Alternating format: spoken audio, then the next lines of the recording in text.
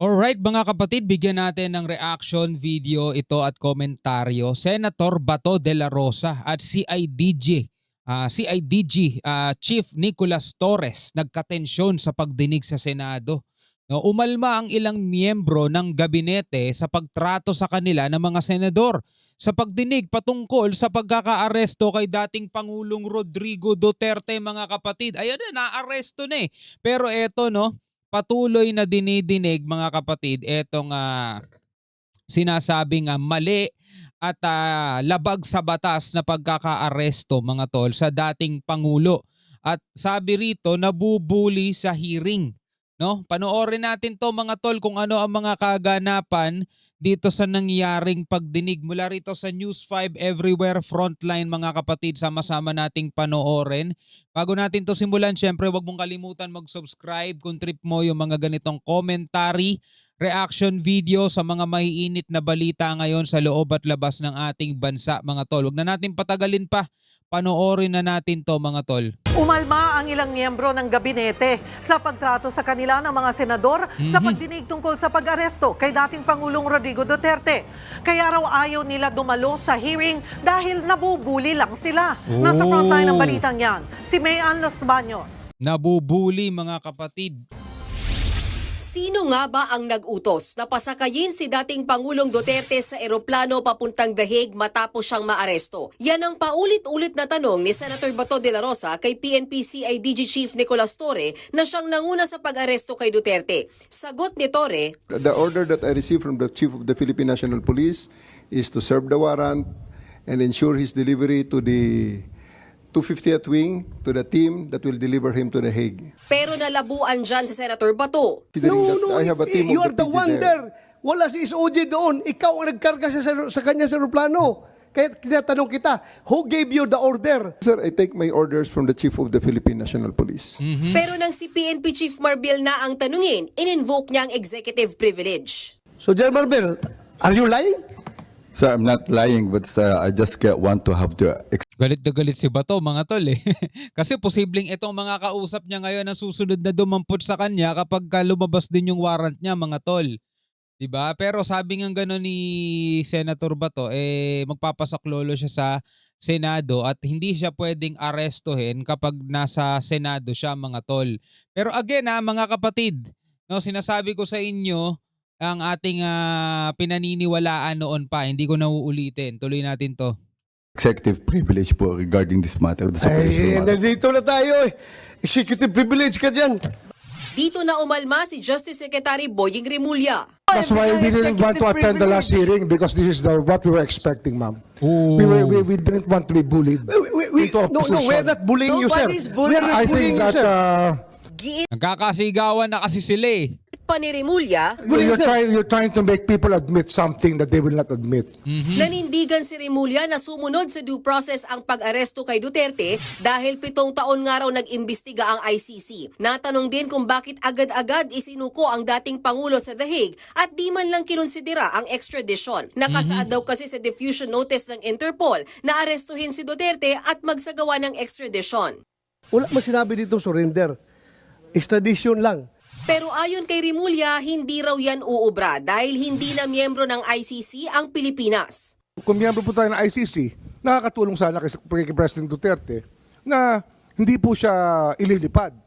Siya po yung mismo nag-atras ng ating membership eh. Kung ganyan,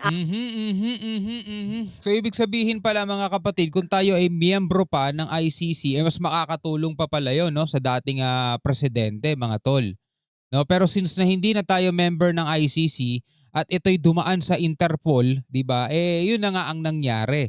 Pero ang nakalagay daw kasi doon sa letter is hindi naman surrender kundi extradition. Ang naging sagot kasi diyan dati ni SOJ, Boying Remulla mga tol, yun ang alam kasi ng ng Interpol eh. Hindi naman nila alam kung ano yung batas dito sa Pilipinas eh. So hindi naman daw extradition ang ginawa, surrender pa rin. Mga tol, no? Tuloy natin. Siya po yung mismo nag-atras ng ating membership eh.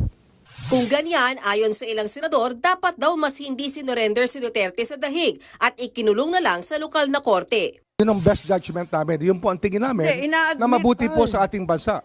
Ayon naman kay dating Supreme Court Associate Justice Adolfo Azcuna, legal ang warrant of arrest na inisyu ng ICC. Pero ang surrender na ginawa kay Duterte ay hindi tama. If we don't have a treaty, then we cannot surrender the suspect to the ICC under this section, because this section requires that the surrender be pursuant to a treaty. Tingin din May punto rin siya doon, mga tol. ni Azcuna, posibleng nagkaroon ng pang-aabuso sa proseso sa pag-aresto kay Duterte dahil hindi muna siya idinaan sa korte sa ating bansa. Pero kasi parang may gustong ipalabasin etong mga nag-iimbestiga. No? Kasi paulit-ulit nga na tanong dito ni Senator Bato, sino nag-utos? Mukhang pinipilit niyang magsalita etong mga, kasi mga kapatid, no offense sa inyong lahat. Eto mga kapulisan natin, mga tol, bilang mga tauhan, sumusunod lang din naman sila sa trabaho nila. Against man na sa kanilang kalooban, alam niyo mga tol, sumusunod lang sila sa trabaho nila. Yun ang sinumpaan nila, di ba? Pero yun nga, merong gustong papanagutin etong ating mga senator kung bakit sinasagawa nila tong hearing. Hindi para maibalik pa si dating Pangulong Duterte dito sa Pilipinas dahil wala na sa atin yun, mga tol. Nasa ICC na yun, nasa ICC na ang hatol. Kung pansamantalang palalayain ba si dating Pangulong Duterte o hindi. Kasi nga ang sinasabi ng ICC, kapag pinalaya natin itong si Duterte, ano ang kasiguraduhan natin na sa mga susunod na hearing mag-a-appear siya. Baka kasi hindi na bumalik, hindi na magpakita, di ba? Hindi daw kasi katulad ng ibang mga hawak nila ngayon, kusang loob na sumuko. Eto mga tol, bukod sa napakaraming mga taga-suporta na ngayon ay bumabati ko sa ICC, di ba? May mga balita pa nga dati na yung mga ICC judge nakakatanggap ng mga harassment, no, mula sa online, mula sa mga taga-suporta daw ni dating Pangulong Duterte. Kitang-kita daw kasi sa mga video na talagang ayaw pumayag ng kanyang mga kasama, pamilya, ng kanyang mga malalapit na kaibigan na kunin si dating Pangulong Duterte. Kaya doon sila bumabase, mga tol, yun ang ikinukonsider nila kung pansamantala ba nilang palalayain o hindi si FPRRD, mga tol. Kasi baka nga naman daw hindi na bumalik Pero yun nga tanong natin kasi dati pa. Wala pa lang saysay, no? Yung pagkalas ni dating Pangulong Duterte sa ICC, ibig sabihin wala na silang jurisdiction sa atin di ba? Kung titignan nyo talaga humiwalay na tayo sa kanila. Pero ang sinasabi ng ICC, yung mga panahon na iniimbestigahan namin, yung mga panahon na member pa kayo. So doon sa parting yun, may jurisdiction pa rin tayo. Pero dati namang sinabi na ni Pangulong Marcos, hindi siya makikipagtulungan sa ICC. Pero ipinadaan sa Interpol at ang sagot naman ng gobyerno, pag hindi tayo nakipag-cooperate sa Interpol, baka pag tayo humingi ng tulong sa kanila, hindi na tayo mapagbigyan. Yun naman ang sabi. Tapos eto ngayon ang sinasabi, na marami daw nilabag sa batas ang pagkakaaresto sa dating Pangulo. So rito, merong gustong papanagutin. Kung sino man ang dapat managot, gustong papanagutin nitong ni Senator Amy, Senator Bato at kung sino pa ibang mga senator na nag-iimbestiga tungkol dito sa kasong to. Ayon pa sa ilang eksperto, ang hindi pagdaan sa lokal na korte bago isinorender si dating Pangulong Duterte sa The Hague ay maaring tignan bilang violation o paglabag sa ating sariling konstitusyon. Maituturing daw kasi ang extrajudicial rendition, bagay na kailangang resolbahin ng Korte Suprema. Sa gitna naman ng hearing, napaiyak si Senator Robin Padilla habang nagbibigay ng mensahe si Senator Bongo kay Duterte. Nag-walk out din ang senador pagkatapos. Nagbabalita mula sa frontline, Mean Los Baños, News 5. Masyado namang emotional si Robin Hood, no? Senator Robin Hood. Anyway, mga kapatid, bilang isang Pilipino, ano ang masasabi mo no dito sa ating napanood, mga kapatid, no?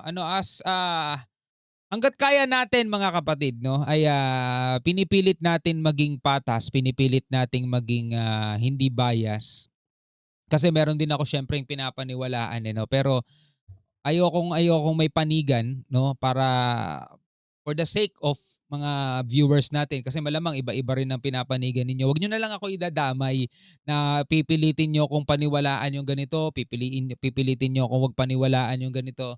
Basta depende na lang yan mga kapatid sa inyo. Ngayon, ano ang masasabi nyo tungkol sa nangyayaring hearing ngayon dito sa Senado about nga sa pagkakaaresto sa dating Pangulo? Comment na lamang kayo sa ibaba. Hanggang sa muli, ako nga pala si Shobaldi. Peace out.